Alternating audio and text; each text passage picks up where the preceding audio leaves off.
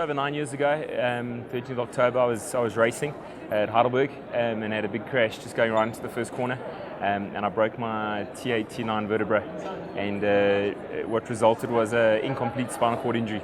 It started off complete, it was expected to remain complete, and then I started getting some stuff back with the time and the healing, and it was able to walk again, it was able to ride again, and when I was lying in hospital, I kind of thought about it, and I thought, man, you know, how cool would it be to come back from that, to come back from where I am now, and to go and race in the Dakar, you know, and it's something that has driven me, you know, over the years to continue to improve, to get better, and to have the opportunity to go and race it now has just been phenomenal.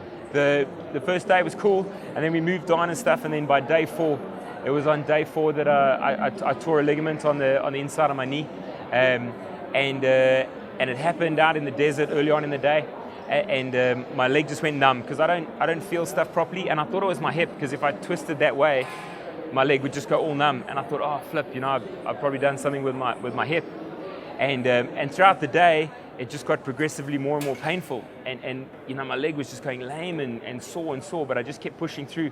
And I got in late that night after dark, and I went straight to the medic's tent. And you're always worried to go to the medic's tent, because the medics can pull you from the race. If they say the trauma is too great, they can decide you're out the race and you don't get a say in it. So you're very nervous, you want the help, but you don't want them to pull you, you know? And so they taped it all up and strapped it all up, and we went on from there. But I got to be honest, that night, the amount of pain I was in, I couldn't even walk. I had guys holding me up to get to the medics, and it was one of those, I was in my heart, I thought, man, I'm going to be out.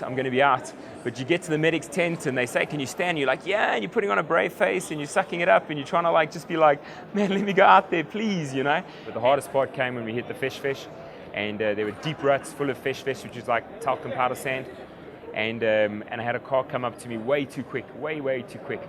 And he beat me way too late. They're supposed to give you 250 meters notice, and he beat me when he was like 30 meters behind me. I couldn't get out the way.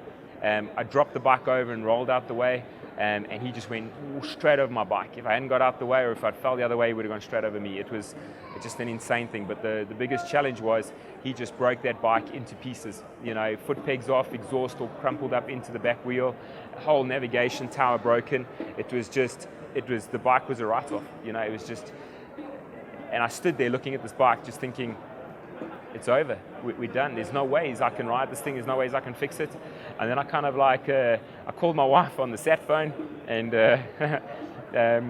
you know, she cried, I was fine. It was really tough, and she said, you got this, you know. And sure, I stripped the exhaust off that bike, I stripped a lot of the plastics off. I rode it with one foot peg, with all the bars bent and all the steering skew, and I rode that thing for probably another 10 or 15 Ks. I didn't have any ICOs anymore, so I don't know how far I'd gone. And I rode that thing, and I just thought, you know what? If I can do 10 more meters, I'm doing 10 more meters, and whatever it takes. And I knew at the speed I was going, there was no ways I was going to make the cutoffs, but I just thought, I'm just going to keep going until they yank me, you know? And then I found a bike in the middle of nowhere. There was a bike, the same brand as mine, you know, and the guy had a big crash, he'd broken his arms, and here's this bike in the middle of nowhere.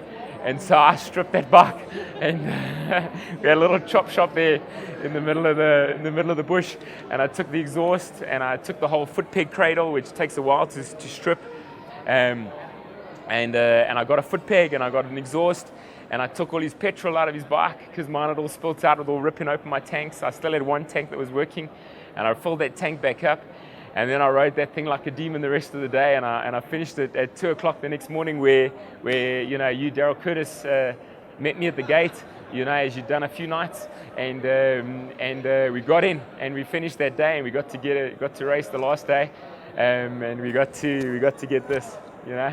KTM South Africa has been the biggest support probably from anyone. You know, it's just been incredible. I first approached them, you know, towards the beginning of the year, and I shared my story with Rion and Francisca, and I shared my story with them, and it was early. It was before we had any kind of publicity and that kind of stuff, and they just said, Joey, we are behind you 100%, and they gave me kit, They've helped me out with spares. They've helped me out with cash, cold hard cash, and they've just pushed this dream and pushed this dream. They've helped me market it. They've helped me with so much stuff. Really, KTM have been a massive part of this. And you gotta understand it in perspective. I'm not a top rider. I'm not a guy that's one of the fastest guys in South Africa. I'm not a guy deserving of any kind of support from a company like KTM.